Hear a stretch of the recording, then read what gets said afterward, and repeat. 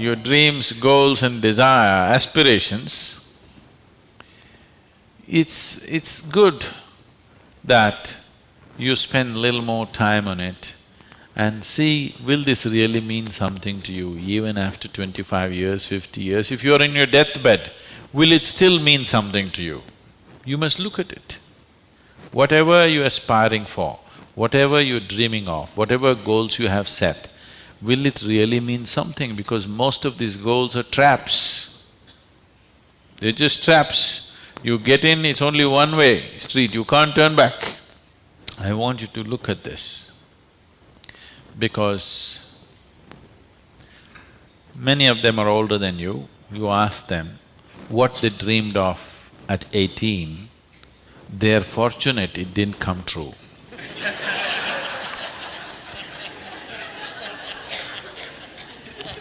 Yes or no? If everything that you desired and dreamed came true in your life, could you live with it? Fortunately, many of those things got filtered and never came true, isn't it? So, it will be very good if anybody of your age, if they want to decide and fix the goals of their life, it'll be very good if they take a break from all influence that's around them. Social influences, family influences, other influences, withdraw somewhere, that's why an ashram. Withdraw somewhere, sit down, meditate, bring yourself to a certain level of clarity and joy. When you're very happy and clear, you must decide. Not in desperation you set goals. Desperate goals that you set will mean a lot to you at that moment. Tomorrow morning you look, you don't know why you're tangled up with it. So, it'll be good. If you're fixing your life, it's best that you do it when you're very, very peaceful, happy and clear-headed, isn't it? Not influenced by anything around you, simply by yourself. Sit and decide what is it that you really want to become in your life. What is it that will be of enduring value for you, not for somebody else, for you. And you don't have to build a personality for that, you strive for that. The necessary persona will come. You must understand what a personality is. The word personality comes from the word persona. Persona means in Greek or in Latin, I'm sorry, is a mask. This is a mask that they used to use in old theaters. Now, the same people will be playing many roles. Let's say Ramayana is happening. You have to play Rama's role also and Sita's role also and Lakshman's role also. For everything there's one mask. You hold this mask and speak like Rama, keep it down. Hold this mask and speak like Sita, keep it down. Hold this and speak like Hanuman and keep it down. This is how the plays were done. So it is those masks which were referred to as persona. So personality means you held a mask and mask got stuck to your face, you couldn't pull it out. That means you have a personality.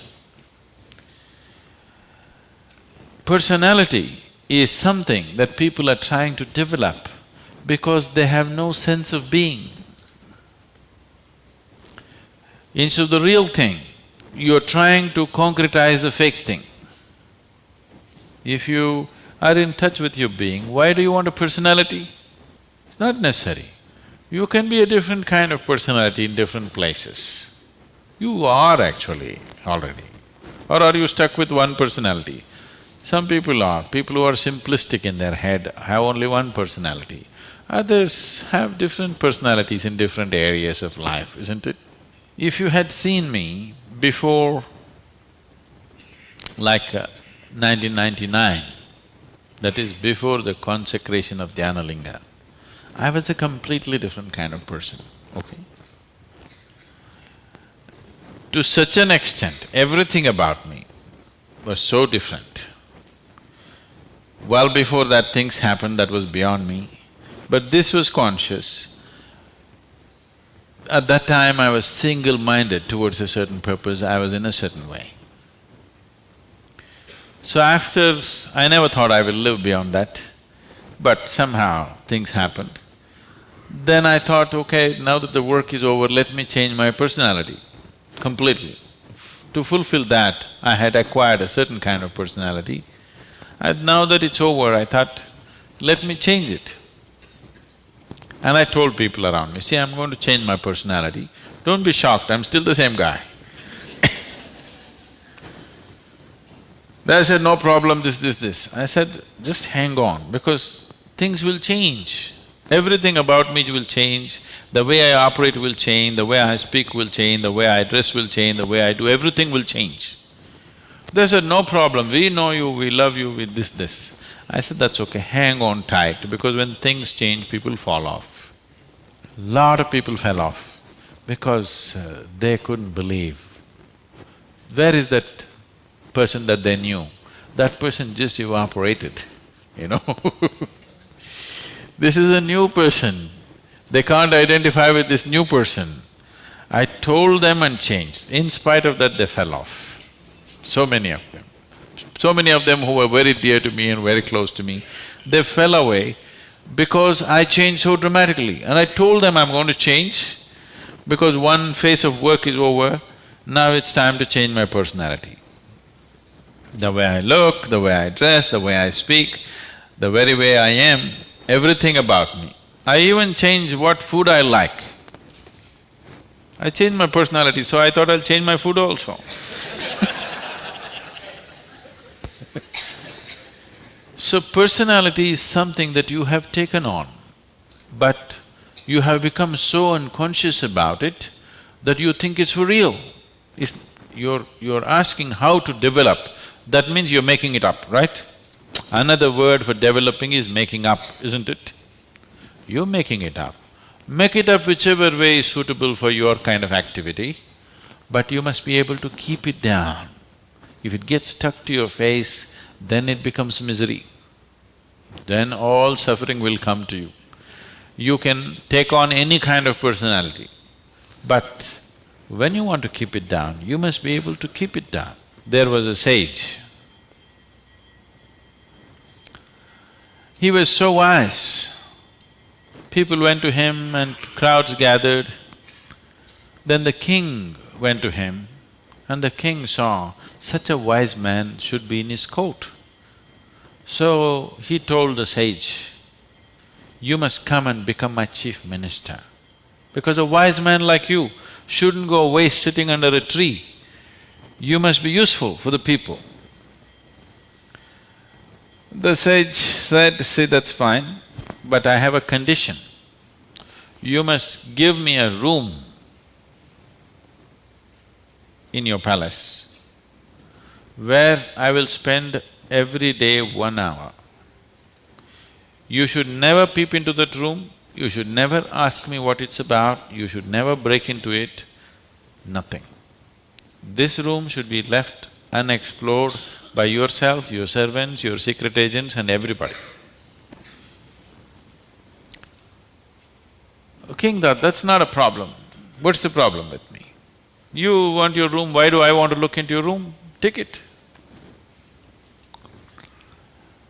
Then whenever any important meeting is to come, this man who's sage, now who's become a minister, so he's wearing appropriate clothes for the palace, but he goes in to this room and locks himself for 1 hour and comes out. A few months and years passed, but then after that, king's curiosity, it even got us to Mars. He wants to know what the hell is he doing inside. So rumors started all around, oh, he's doing something, he's got somebody inside, maybe he's an enemy agent, he suddenly landed here, what is he doing there, what is he doing there? Everybody, the whole palace started buzzing around with what is he doing in this room. Everybody wants to see what's in the room, but it's always locked, he goes in, spends time there and comes out. Especially when something important is to be done, he goes in. All kinds of rumors happened. So, One day, king couldn't hold it. King asked this man, "I want to see what's in that room." He said, "Well, there's a promise you've given me. If you break the promise, I will leave." So he contained it. He doesn't want to lose the man. He's too wise. And then his other courtiers started talking, "How can you allow this? We don't know what's happening inside. It could be dangerous, it could be this, it could be that." One day when he was not there, they broke open the door and went inside. They looked around, the room is empty, no furniture, no nothing, just empty room. They looked, nothing. Then what does he do here? Then in one corner they saw very, worn out clothing hanging there and a begging bowl. They went. They couldn't make out what this is. Then he came in. He said, "Well, you wanted to see, you have seen." The king asked, "What do you do here?" He said, "Whenever I want to make any important decision, I come here, wear my worn-out clothes and sit with a begging bowl, clearly, that I don't want to be caught up with all the things of the palace. I want my wisdom not to be lost in these clothes and in this jewelry and in this stuff. So I come here, wear those clothes, sit with my begging bowl, make the decisions and then come out. Now you've broken the promise," and he left. So, this is what meditation is for you. Every day when you sit, you strip yourself down. You don't have to do anything about it. If you sit there simply, see, anything that's made up needs constant support from you, isn't it? See, suppose you tell a lie. It needs constant support to keep it up, isn't it?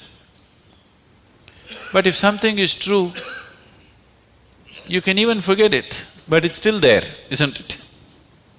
You understand what I'm saying? If something is true, even if you forget it, it's still there, no problem. But if it's a lie, you have to keep it up. Your personality is a lie. Your being, your existence is the truth. You don't have to keep this up. This will be anywhere there. What you make up for the sake of the society, to function in the society, you need a certain kind of makeup.